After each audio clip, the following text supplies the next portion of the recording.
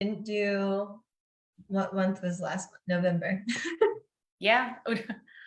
I'm like, what was November? last I think it was November? October. Wasn't it October? I think we did October. We're alive though, aren't we? Hello. Yeah, I know we're live. Hey everyone. Amy and I try to figure out our calendars and our lives and our holiday and everything else. I'll let So you greet. welcome. Please go right ahead. Sure. Welcome to Tea Across the Miles with Lady Nancy and Lady Amy. Lady Nancy owns Cup and Crown, and I own Houses of Windsor. And we are tea lady besties. Yes, we are. And we're your favorite tea ladies, I'm sure. Sometimes I wonder if we're the only ones out there. I know, right? Yeah, so I have a box sitting on my counter from Huh? Lady Amy, and I opened it, and it was like, on the 11th day of Christmas, my tea friend sent to me 11 types of teas, 2 chocolate bars, and were we supposed to try the pudding? Because I need to probably add that to the song. Yeah, I know. I was gonna say we can. I forgot it too. It's like sitting right across the computer from me. So I mean, we can, or we can just try it on our own. Whatever you want to do. Well, Amy sent me 11 amazing teas, and I just started trying them. The first one I tried this morning was actually the Queen Mary, which was just lovely. I mean, that was just a proper cup of tea. I'm telling you, Yeah. that was so good.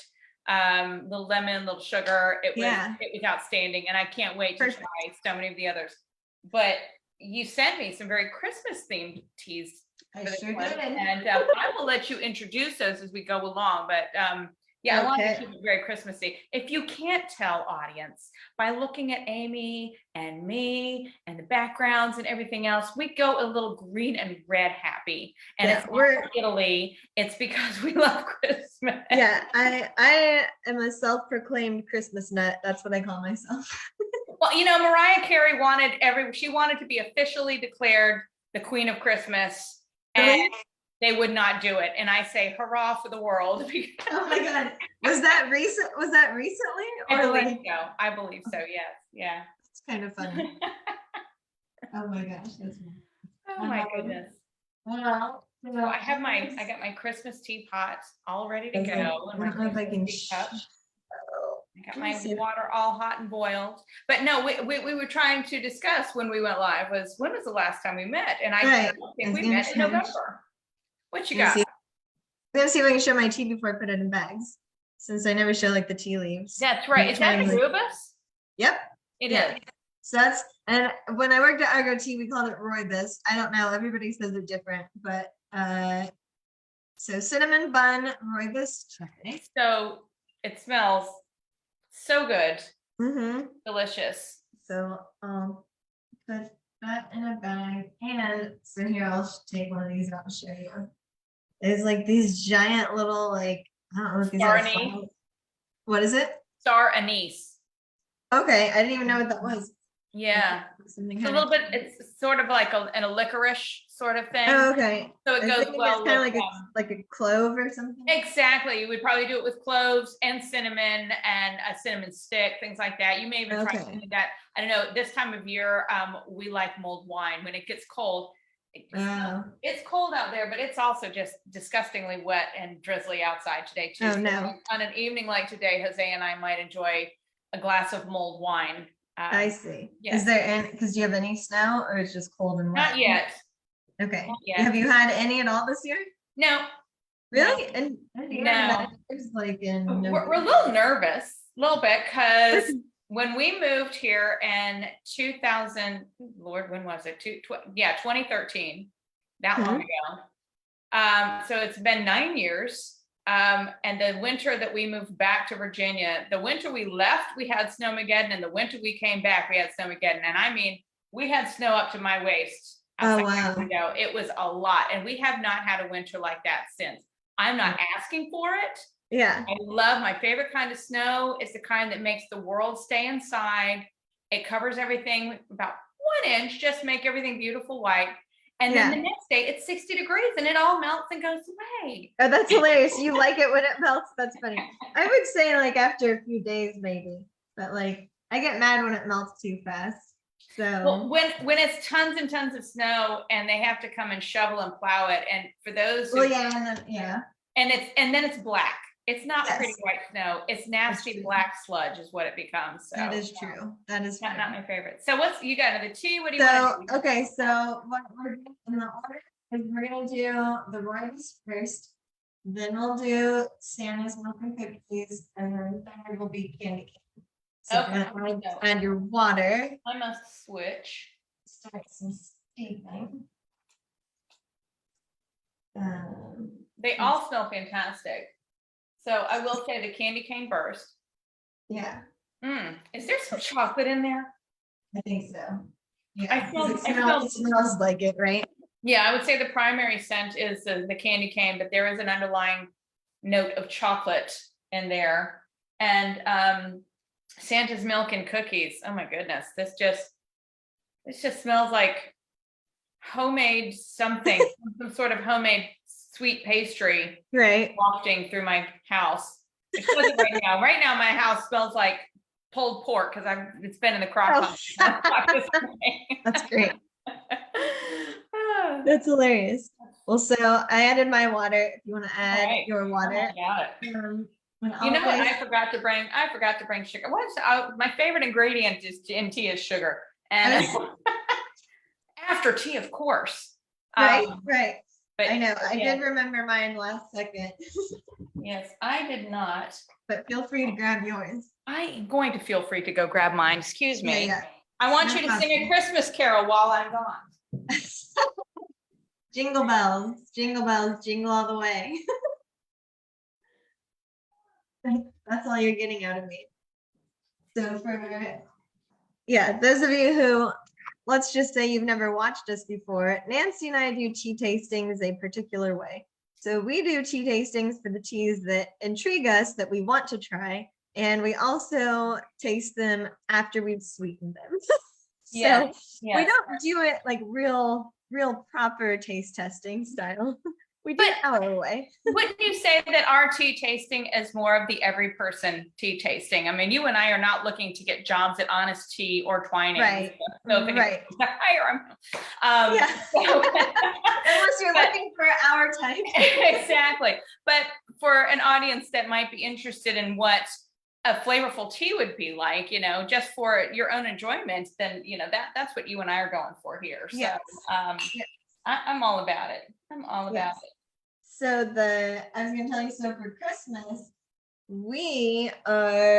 Piper and I are actually going back to Indiana for a week. Nice. We haven't been there for Christmas, I don't know, since she was like 1. She turned 5, by the way, since our last tea time. Oh, Yeah.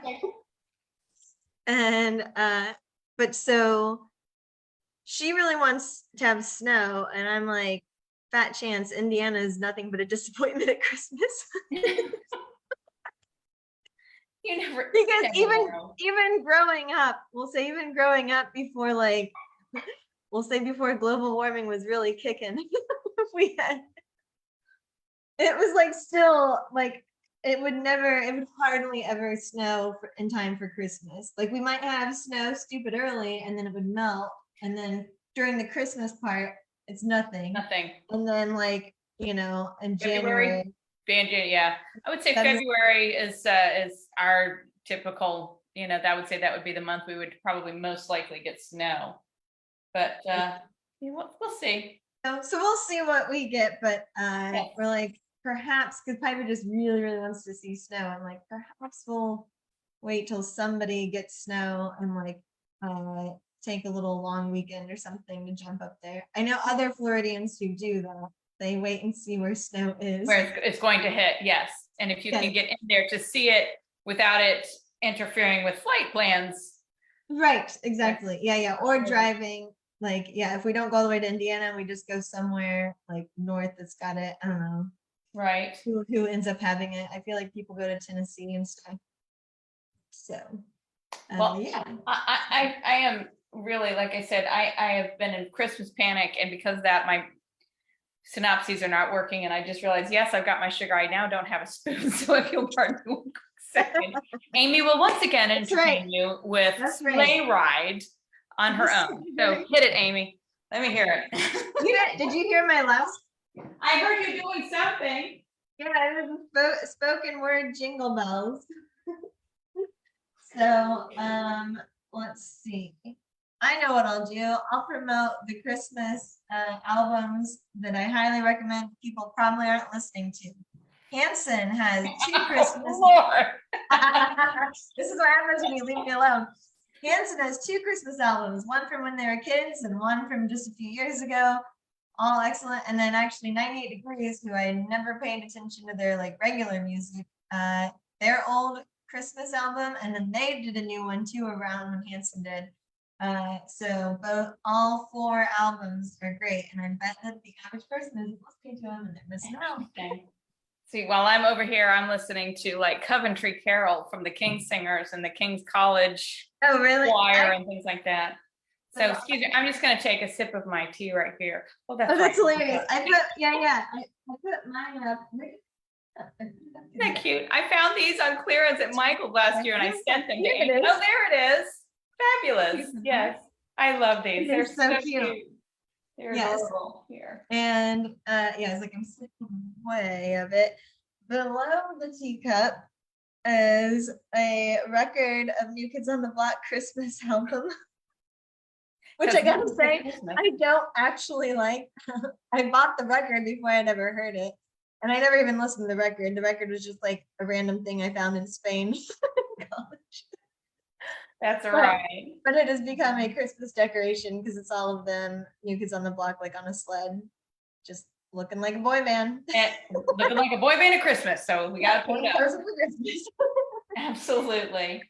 Well, I'm looking at the color of my cinnamon bun, and it has a slightly more like a reddish amber color.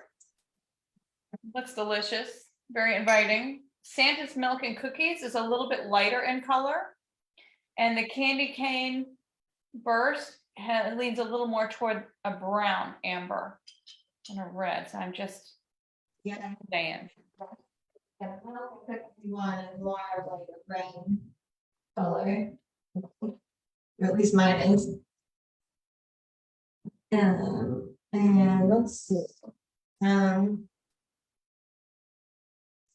So, first, oops, people are trying to call me. Don't you know it's tea time? Oh, it happens to me, and then I get kicked out somehow. I don't know. I know. Well, at least my phone's not hooked up, so like it's not gonna mess me. Okay. But okay, so let's good. try some cinnamon bun. Rooibos. Okay.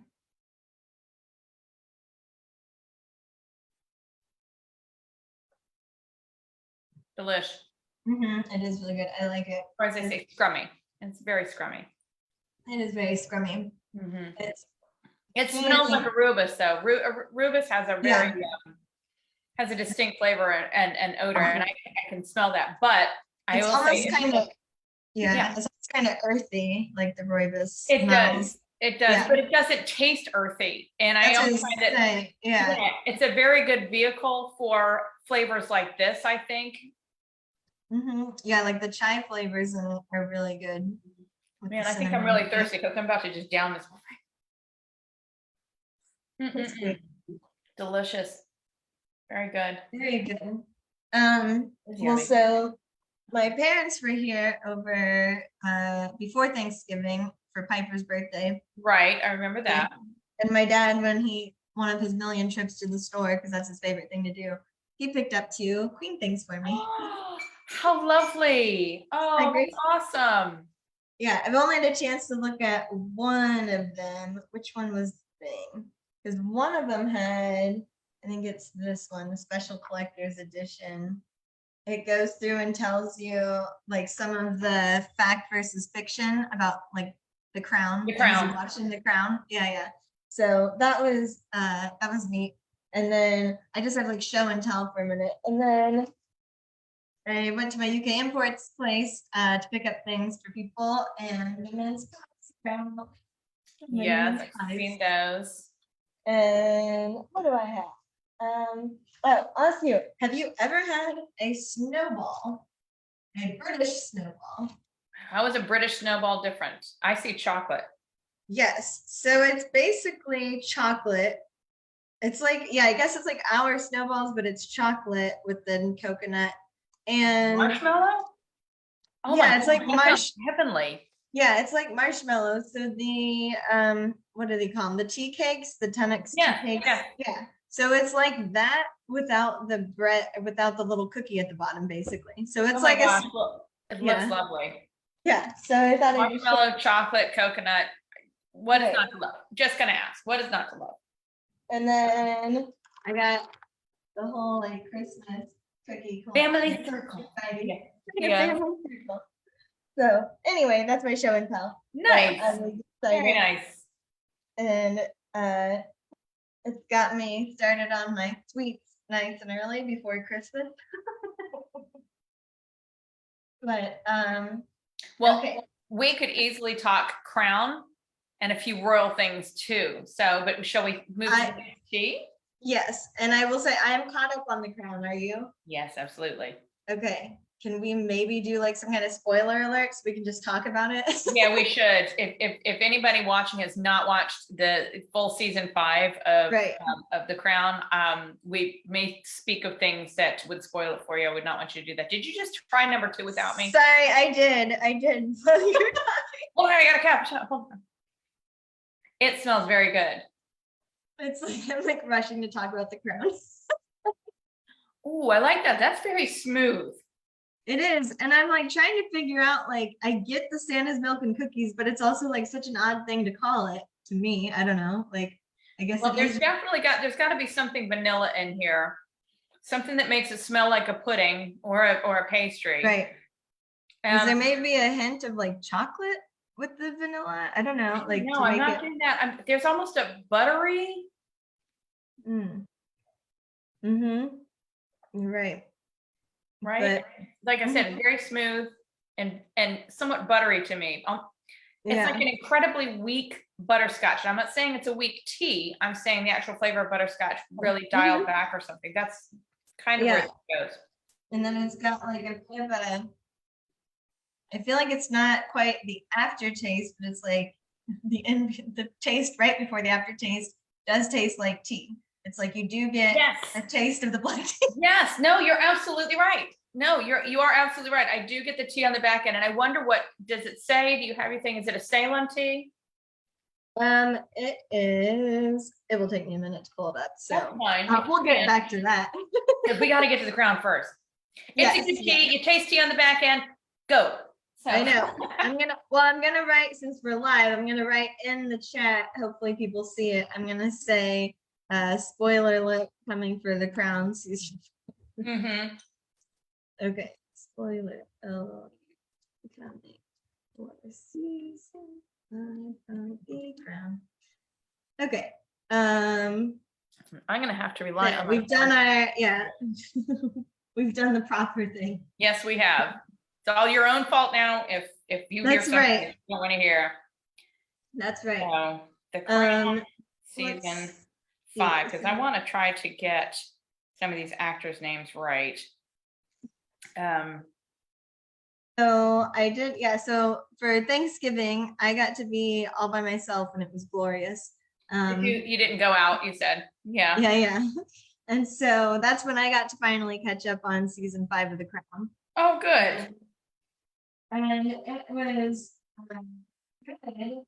So here's my thing about it is I thought we were going to go further into the timeline than we did. So Yes. So when it stopped, I was like, oh, this is where we're stopping. I agree. I felt that way too. I felt that way too. I want to say that I think what's her name? Elizabeth Debicki, who played Diana. That was striking. Yes. I mean, she really they coached her well, and she studied well, and she always had her head down and her eyes up, and took poses that we've seen Diana in, and they put her in clothes that very similar to things that we've seen Diana in. Right. And Dominic West. Is that Charles? That is Charles. I don't know if you remember, Dominic West was in. Do you remember the movie Mona Lisa Smiles? With I never watched it, but I know of the movie. Oh, Amy, you have to watch that. Put that on your holiday watch list, please. It's really very good. You'll love it. Anyway, so Dominic West is very good. Okay, so things that are true and untrue in season 5. They're saying that what's untrue is Charles never looked to dethrone his mother, to try to get off the throne. Right. I'm sure there was a bit of a wish there. He's been waiting. Right. But he also knows what it entails to be the monarch, and that is a lifelong commitment. I don't think he ever tried to necessarily get her to step down. And they are saying that wasn't right. Yeah, it's like their artistic license, where it is fun to think about that, like, not that it was, not that it would be like malicious or whatever, but just that it would be, like, you'd be curious because you keep hearing all the feedback that like it's too old and too, it's like, Victorian or whatever. And he thinks like it's his, maybe he could help out or whatever by if it's his turn. So it's not like, mummy, get out of here or whatever. Right. I think like, he was just like ready to isn't this what modernize. it's like, isn't this what the people want? Like, wouldn't this be better? So Right. so I understand. Yeah. So I like them playing with that, but it is good to set the record straight that he didn't necessarily do that. Now, how do you feel because I wasn't sure with the way the Crown is, they approach everything on a fictional basis based on what could happen, what may have happened, what people might want to see had happened, even though they couldn't, right down to the whole Charles goes to visit Diana in her Kensington apartment after the divorce goes through. That nobody knows that anything like that ever happened. And even if it did, nobody was privy to any conversation. Sure. So it's like all yes, that was all wishful thinking or whatever you want to call that. But I guess part of me expected that this was all going to be full on attack Charles and sympathize with Diana. And I don't feel it was that way at all. Oh, okay. I felt that it was pretty sympathetic to Charles for on a number of levels, actually. Down to where when they had did they have to really redredge that whole phone call? Well, that's what I wanted to say. That had to be word for word, right? Because like they have those tapes. Word for word, yes, because you can find that somewhere. Right. Which I appreciated hearing because like I've always heard the stories about it, and I like knew there was something to do with the tampon, but I didn't know like what exactly was said.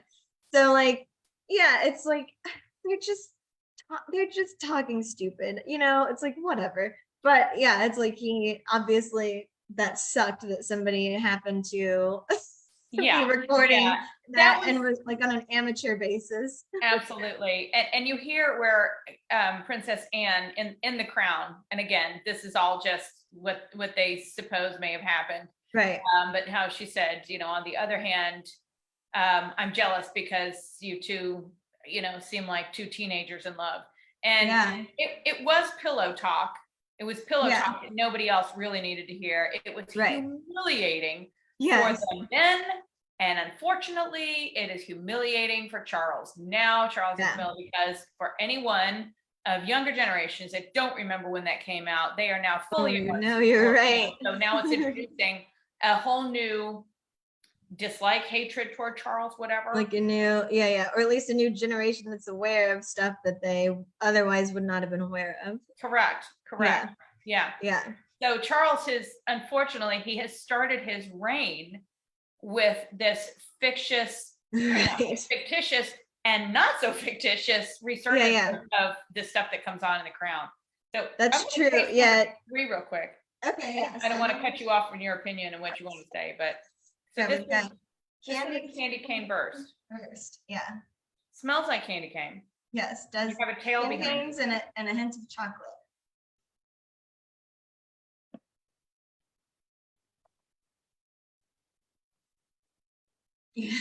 You're okay with it? I gotta say I really like this one. I cheated and I've tried this one already before I sent it to you. It just tastes like, I don't know, Christmas candy. It does. I almost wish there was a stronger punch of both the candy cane and the chocolate together, but but it's tea. So what I maybe I maybe trying to let some of that tea come through. It is good. Yeah, I know what it reminds me of. It kind of reminds me of like mint hot chocolate, but without the I don't know why, but like hot chocolate and stuff always kind of like dries out my mouth. So it's like without Right. that factor. Right. It So- reminds me of if you had the Ghirardelli peppermint bark with the chocolate layer, with those squares. Yeah. That's what it reminds me of too. That makes sense. Yeah. Yes. So I was glad you brought up the scene where Charles, goes to Diana's place after the divorce is official and they don't have to like fight anymore. And I liked the idea of it because how it starts, it's like weird. What are you doing here? I don't know what I'm doing here. And like then they can kind of actually just talk, like, but there's no pressure of anything anymore. Mhm.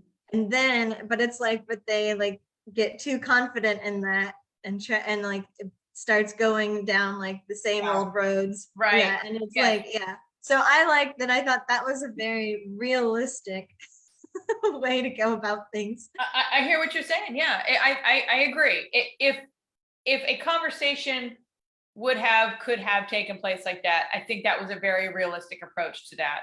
Yes. I agree. I wish they, I don't know that they were even slightly amicable and in the end. I don't know. I don't know either. I did like learning all the stuff about Dodi Al-Fayed and his father. Right. I didn't know any of it. I knew like that I thought like he owned Harrods and like he was some rich guy, but like, and that he's Muslim. That's literally all I knew about him. I didn't realize it started with his dad. Right. And so I had no idea. That's cool. That he had his hand in Chariots of Fire, for crying out loud. I did not know that. That was. That he had what? Chariots of Fire. Oh, right. I know. I thought that was really cool. Yeah. So I was like, wow, I'm gonna have to look that one up. I didn't know that. So yeah, that was very interesting. It was very interesting. But so I felt that they treated both sides with equal sympathy and I'm not gonna say contempt, that's too hard. But like it's like criticism kind of in a way. Correct. Yeah. Yes. Mm-hmm. Which I agree. I felt that was fair. So I didn't necessarily expect them to sympathize with Diana and like drag Charles through the mud. What I expected was I thought that the car wreck was happening this season. I thought that's what I had overheard was that that like basically we're gonna be taken to Diana's death in season 5. So when it didn't happen, I was like, oh, okay. I was the same way. I was like, "This is the last episode? Are you kidding me?" Yeah, it felt like a little I don't know, a surprise or just like I don't know, it just felt very unfinished. Like I felt like I was waiting for another episode immediately because that didn't feel like it was the grand finale. So it didn't. It almost felt like the episode itself hadn't finished. It was that right. Yes. Yeah. So I think but let's see, I'm trying to think like the boys in it, William and Harry, don't especially look like them. No, right? Other than maybe the hair. And from what I'm recalling, they don't have to like act or do anything a whole bunch. So it's like you can find any other lookalikes. I mean, yes, yeah. It's like, all right, who's got red hair and who's got a head full of blonde hair, and we're just gonna comb this one to the side, and we're gonna make right. Will and Harry. Right. I want to touch real quick, sliding slightly off of the ground, but talking about for Charles. I think there are a lot of headlines that are somewhat negative. And he was at some engagement and he was walking amongst the people and someone started throwing eggs at him. I don't know if you know that, if you saw that. I did not know that. Someone was throwing eggs at him. Darn near just missed him on one of them. And he tried to act very unfazed. I think he did a pretty good job of it. Yeah. So yeah, I think he's still under fire a bit. I know that I've read more headlines about how he is reducing staff. I know that there is a headline, not Charles, but is it his aunt? I think it's Will's great aunt was accused of racist remarks. I didn't know that. Did you read? No. So yeah, she kept asking one of the if I say servant, that's not quite it, the attendants, whatever. Yeah. Someone who was Black and saying, "Where are you from?" And the person saying, "Well, I'm from England. I was born here." Right. But where are you really from? and saying some things, and she was immediately released from whatever royal duties, if she ever had any, asked to step down. And speaking on that, so you know that Will and Kate Mhm. were recently in Boston, Right. and they went to a Celtics game. I call them Celtics. They say Celtics, but it's Celtics. Celtic. Yeah. I know it's Celtic. Yeah. It's Celtic. They were at a Celts game, and headlines said they were booed when they were shown on the Jumbotron. Really? I can't imagine that was everywhere. I don't think the entire stadium hates them, but maybe there were some people. But if it was, but if it was loud enough for people to tell, like, to hear, yes, as they sit here on a giant screen going, why are people booing us? Yeah, but I'm like, who planned this like random trip anyway to Boston? Like, why were they? Well, they were there for like, oh gosh, what is it called? It's Will's thing, right? It's Will's charity, and Earthshot. Earthshot, yeah. Prize. Yes. Yeah, but it's like, didn't someone know to like that maybe the basketball crowd's not gonna give it, like not gonna care, and so like at the very, like, don't send them to the game. Like, don't send them to the game. What does the basketball have to do with the environment and whatnot?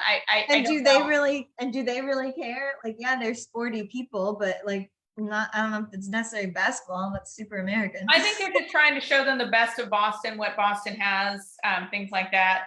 Got it. You know that I have to touch on what Kate wears. And yes, what she wore to the final gala, whatever. Bright, like chartreuse green. And if anybody can pull it off, she can. It was stunning. Are you looking it up? Yeah, I'm gonna look it up. Yeah, you can do a screen share if you want to. She also had on the emerald choker that Diana once wore in the famous, where she had it as a headband. Oh, okay. But she looks amazing for wearing green. Oh, right, I see it. Yeah, okay. That, yeah. So I'm trying to see what she has somewhat transformed her style in the last couple of months, where she's wearing a lot of monochrome, same color, from the jacket to the sweater. Yes, that green. Yes. She pulled it off. Pretty. Yeah, that's really pretty. It is. Like, she pulled it off. It was good with her color, but it looks darker. It does look darker there, but she matches the green carpet that they were on practically. I know. But there she is coming down the stairs, where she's wearing all, I'm going to say, like a purple aubergine. And she's been doing that. She's been seen wearing a lot of same color outfits. Now, since the Queen has passed, right? And I do love that one where your mouse is on right now, where she's got the brown coat, brown boots, brown gloves, but she's got that flash of coral orange underneath it. Right. Lovely, absolutely lovely. If I had that money, I would do that, and that body, I would do that. But she is the office of Princess of Wales is no longer going to release the labels of what she's wearing. Oh. And I respect and admire that, because no matter what she's doing, however good it's supposed to be for charity, world, whatever, it's always, well, Kate was wearing this and it costs this much money, when it should not be the focus. So I think it's great that they're finally pulling away from that. It also gives her a chance to go back to more humble labels, because she wants to pick off the rack every once in a while. Sure. I like, I love that idea too. It's also, the only thing I will say about it is, since I, worked for a designer in Chicago way back in the day, an emerging designer, when someone of importance did wear your stuff, like, that was a big deal and like helps.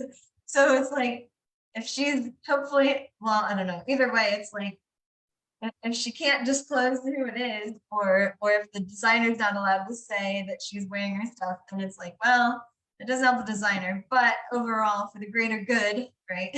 Right.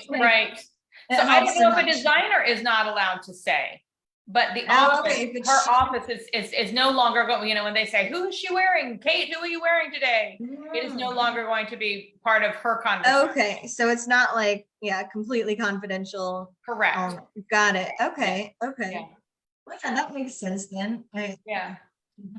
Because nobody ever says, and William was wearing a shirt by Eaton today, and blah, Right. blah, blah, and, you know.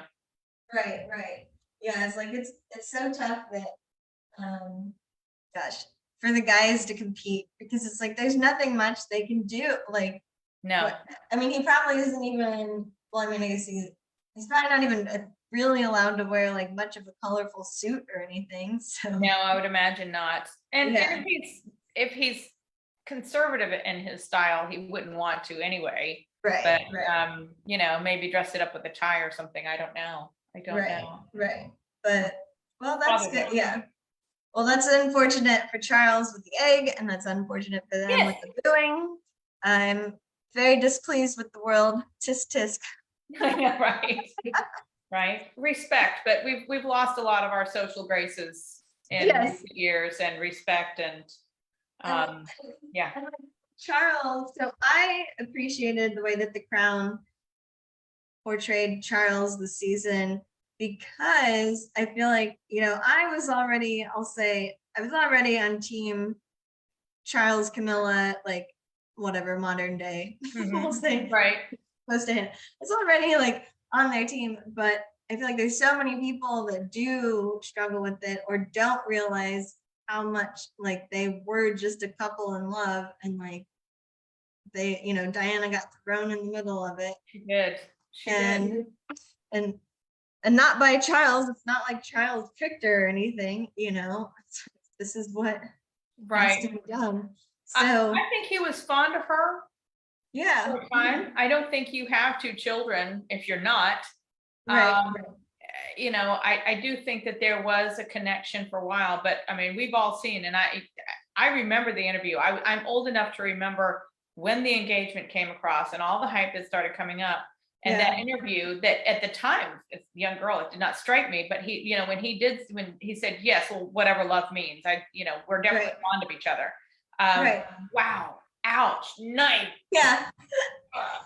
I mean, seriously, but he was forced by an antiquated, archaic system to Right. find someone like Diana, and Right. and mistakes were made all the way around.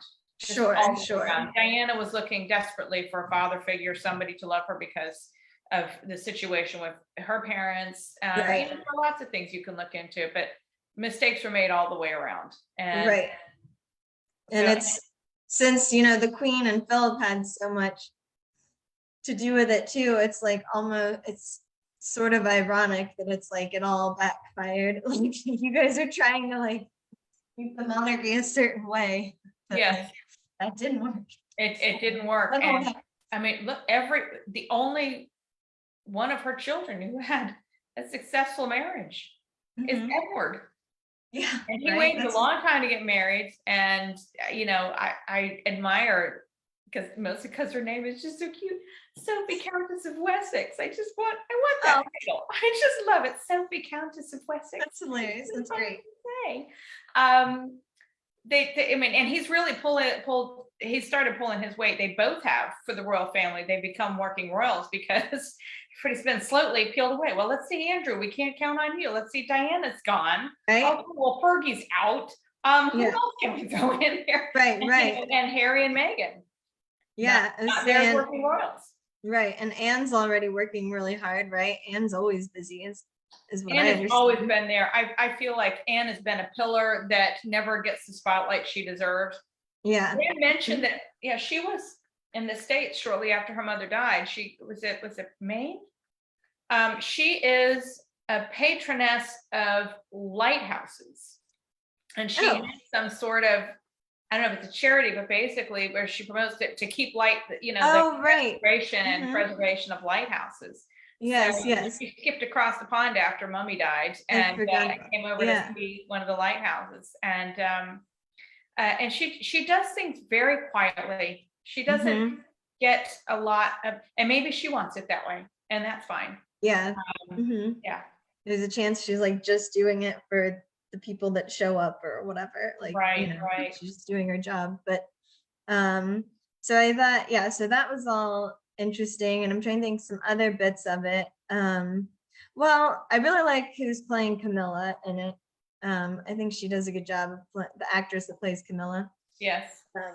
But it's like we've talked about this before, how Camilla, it's like it takes a crazy kind of, I don't know, fortitude to like have not said your side of the story in all these In all these years. years, You've yeah. never spoken up. All the stuff like Charles goes on TV and blabs whatever. Diana goes on TV and blabs whatever. They write books. Like I think Camilla's just like, I'll just wait patiently in the wings.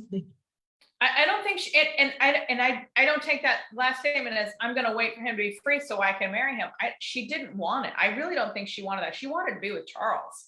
Yeah, I don't think she cares about the queen or the royalty at all. No, She just wants to be no, with Charles. I Yeah. don't think so either. And I think there is an absolutely solid, bona fide, unconditional bond between the two of them. Mhm. And that's why mistakes were made all the way around, because that could have been a strong Prince and Princess of Wales from the Right. story. Right. And she does pull, and the story that you don't hear, like you said, how those things, Tampon Gate, how that affected her husband, her Right. children. Now it's being drummed up again, and her children Yeah. are older with their own children, and they're Right. having to listen to this. And mommy is an adulteress, and Right. all these things. Yeah, you're absolutely right. Her side is never exposed. So I think that's I don't know, commendable. I mean, at least it really helps her case in all of this. I'd say if she were right down there with them, like in the media, and like trying to say her thing while the other two are saying things, like that wouldn't look good for her. I think she knows it would have convoluted very badly. Yes. Yeah. But it was interesting. I don't know, how much liberty they took with it, but like when Charles would call her at her house and like her husband answers the phone and is like, hey, but like knows what's up and is just like, so is Camilla around? He's like, yep, she's getting the phone upstairs. And it's like trying to small talk with the husband of the person you're having an affair with. Yeah. Did that but happen? I feel like it makes sense. That would have had to have happened at some point. It possibly did. I do wonder about that, because I think even up until in recent years wasn't, there was kind of that, I'm going to call it acceptance, that this is just how, if you had the affair. I mean, if you've read the books and you've watched all those old shows like I do, that the men would philander, the women would philander, as long as nobody brought it out in public. Yep. It was okay. Right. So, and what's the line that the wife should toe the line if the man, needs something more in his life, that she should just, turn a blind eye and accept it. Right. And I don't think it was any secret that there was, to her husband, that there was something going on. Sure. Charles, I think he was aware. Yeah, because she met Andrew after she met Charles anyway, right? Like, didn't Charles go away to, I don't know, whatever military thing he was in, and then while he was gone, Camilla met what is it, Andrew Parker Bowles. Yeah, I do believe, yes. Yeah, so it's like, so he probably had an inkling anyway from early on that there was something to worry about. Well, they're always together at the parties. Yeah. I mean, wasn't he at those parties too? Weren't, and let's ask ourselves a question that nobody seems to care about too. Did he have somebody on the side? Andrew? Yeah, I mean, nobody cares. Yeah, well, that's true. Yeah, I feel like I have somehow heard that, it wasn't like it was just her. It was like a crazy thing, like every which way. Right. So, they had, if you will, an open marriage. Sure. So that's true. That's a good point. But so on another TV show note, have you seen on Netflix, there's a show that came out maybe just a couple weeks ago called, I think it's called Blood, Sex, and Royalty. Oh, no, I haven't. No. Okay. So it is okay. So I liked the information that was given in it. As I don't know, in a directorial way, it is a bit bizarre. Because the actors that are reenacting it, so it's like you have the reenactment aspect, but also Anne Boleyn likes to sometimes look at the camera and talk straight to the camera and it's like not old-timey music. It's like a little weird modern twist. Okay. But all the I mean, they still look like they're back in that time. They're just like, Right. it's a weird thing. And they still have the experts in between scenes talking normally like they would in a normal like documentary or something about it. And I even recognize one of them, a blonde one, I forget her name, but I've seen her in other things. So I know she's like a legit one. And I'm like, what a bizarre, like it's just such a bizarre thing. But it ends up once you get, I'll say, used to that, or once I got used to that bit of the weird thing, I enjoyed the way they took it because I thought like, oh great, this is just going to be more of all those things we know. Right. Because actually, well, so I didn't know this. I guess some people who are like Anglophiles know it, but I didn't realize that Anne Boleyn was so much a rebel in like religion before she met Harry. Like, did you know that? Like, she was already on the like, you know, basically the Protestant train. Oh, Like I thought it was like, did I say Harry? Anyway, Henry. I'm like, I feel you like did, it and was. I was like, did I miss something in the conversation? Yeah, sorry. I'm No, no. listening again. No. Henry. I'm like, well, Henry's name is Henry, but anyway. Yes, Henry, Harry, yes. Yeah, Henry the Eighth. So, but I just always thought it was something that like was already in the works in Europe or whatever, but it was like I thought that like Henry the Eighth heard about it, latched onto it because it was convenient. I didn't realize that Anne Boleyn was like already well into that world, like because she like believed that like she owned like a Bible that was written in English. Like she had all these things that like made her a heretic, and believed that people just shouldn't have to go to church. They can interpret it for themselves. And you know, they're saying like how that freaks out the church because they're like, no, if you say that you can interpret it for yourself, then that means you can start thinking for yourself and thinking for yourself in lots of ways. Right. Like we don't want that. So you're saying basically, first of all, my first question is, would you call this a docudrama, a docutization? Yeah, I guess it's like a docudrama series thing because it's like a little mini series. Okay. Yeah, so I guess I would. And so the person that I know who's an Anglophile, so he already knew the stuff about Anne Boleyn. So that's why I'm saying it is like saying it as fact. I'm not taking it just from the show. Yes. But he's like, you know, read books and things. I take it all from the TV.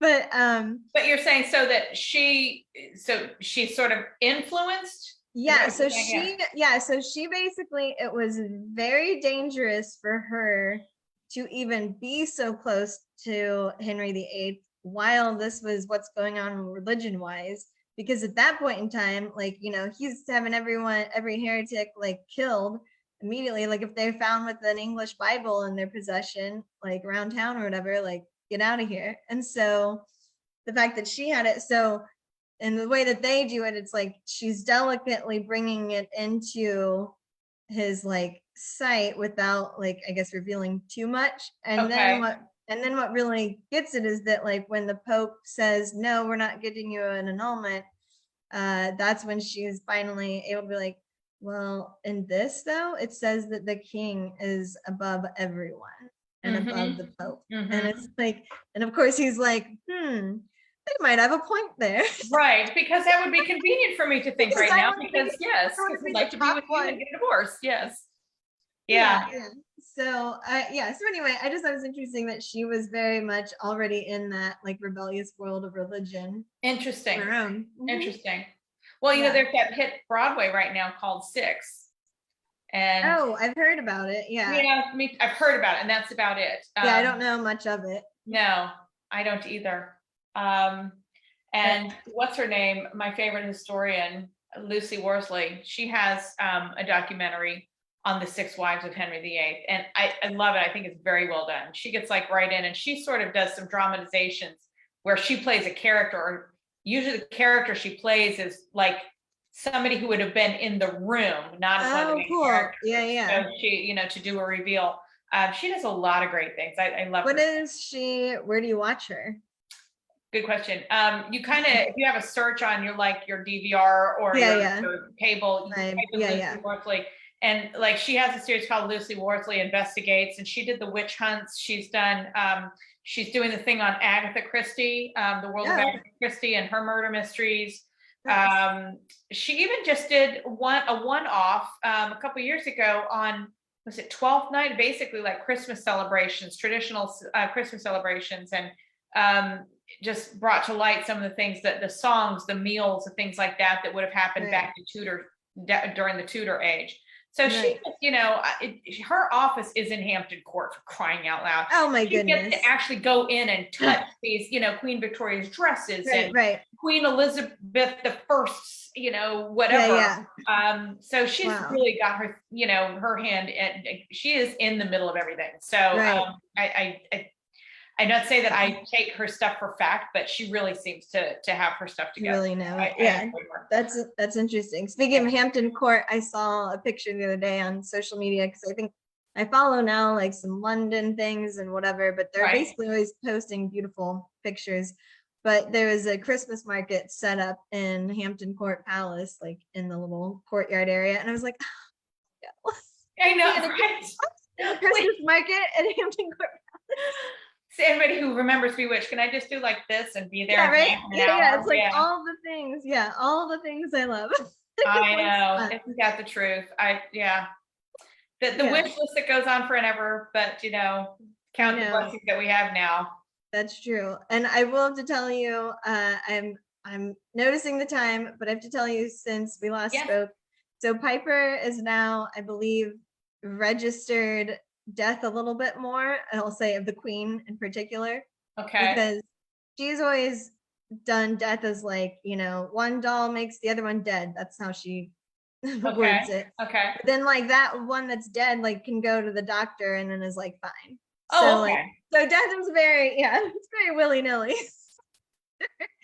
But so she talked, so she knew I was on TV when the Queen died, and then but it seemed like it was sort of like not really sinking in, and I wasn't going to make it sink in.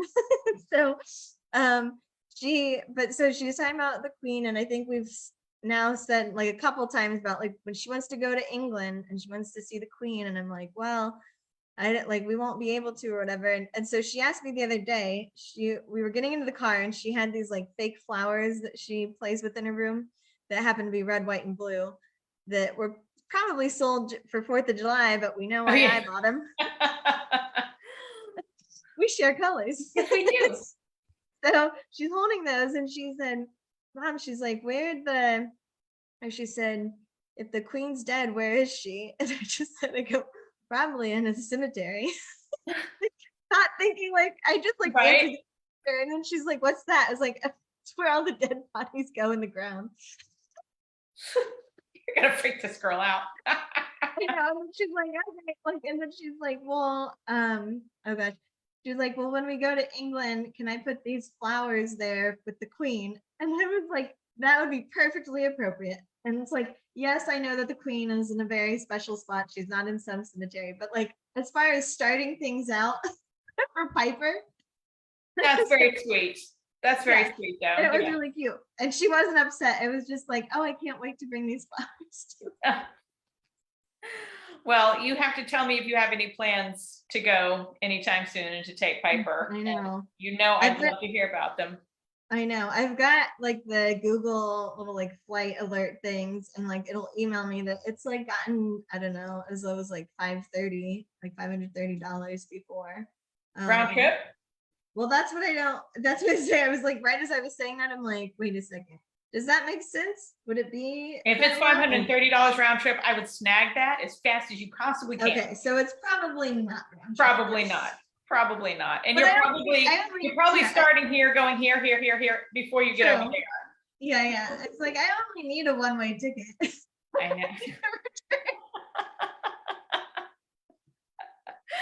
And I'll try to pretend that Piper's still a lap child. She's like, put her in a cage. That's terrible. That's so terrible. Well, I would love, I could just sit here and talk. So we never talked about Harry's book coming out, the trailer for the Netflix thing that they're doing. Right. The ugly headline that Harry went to Pearl Harbor, and I sent you that thing. Harry went by himself, and that the headline was, the signs are coming. They're splitting. What? So neither one of them can be seen anywhere without the other one, unless they're. Yeah. That was just ugly. That is the ugliness of media right there. That is. And with that, I got to tell you one really quick thing that I overheard the other day. I'll just say, like, listening in on a professional call, and someone mentioned December 7th, and then another person was like, oh, like, whatever, my husband is at Pearl Harbor or something like that. The professional person goes, oh, well, happy Pearl Harbor Day. It's like, I don't think that's what we say. That's not what we say. No, I've heard that before too about 9/11. Happy 9/11 Day. It is not Happy 9/11 Day. It's not Happy Memorial Day either. It is not Happy Memorial Day. It's so funny. Yeah, but that like cracked me up. I was just like, because it was probably something like that just can't, like, that's not what they were supposed to be talking about. So it was probably just like she's trying to get back to whatever. Yes, exactly. And throws that out there. But next thing you know, she has to post a massive apology to, Right. But luckily, the surviving members of the survivors of the Pearl Harbor. Right. I'll say it was nothing that was broadcast. It was just I overheard. Yeah. Oh, phone call. Yeah. So she's safe. The people didn't seem to like care much about it. But I mean, probably heard all kinds of things throughout the years. But that was the first time I had heard that expression. Oh my goodness. Too funny. Wow. Well, unfortunately, I have to wrap this up. I have to go get a child off the bus. So I'd like to try to plan one for January. It will be my turn. If I don't speak with you before then, although you and I still text each other on occasion, I wish you a very happy Christmas and blessed holiday, and have so much fun with Piper there in Florida and in Indiana. I wish you a little bit of snow when you're there. Thank you. And I hope you get everything that you need and everything you want on your wish list. So what's my favorite? I love it. Oh yeah, which I like the cinnamon rubus, I have to say. Yeah, that's your favorite? I like that one. I thought that was like good. Yeah, I think you're right. I think that one's my favorite of the three. It was very good. So thank you for sharing all of these. And I'm going to be texting you every day as I'm trying them. And and for any audience members who are looking for a great gift, Amy's Houses of Windsor boxes and tea boxes, I would totally get them. Get some truly amazing teas and candy bars and British trinkets and stuff like that. Thank you. Yeah. And do you have anything happening with Cup and Crown at the moment? Or I do not. I do not. This season, my foot is still recovering. I am almost back to a normal gait, and I am returning to the gym next Tuesday. Okay, got it. It's getting better every day, and I thank God for that, because it has been a long time coming. Okay. So I am very anxious just to be a whole person again. So right. Anyway. Okay. Well, you look wonderful. Good to talk to you. You do too. Thank you. All right. Happy Christmas, everybody. Bye, Amy.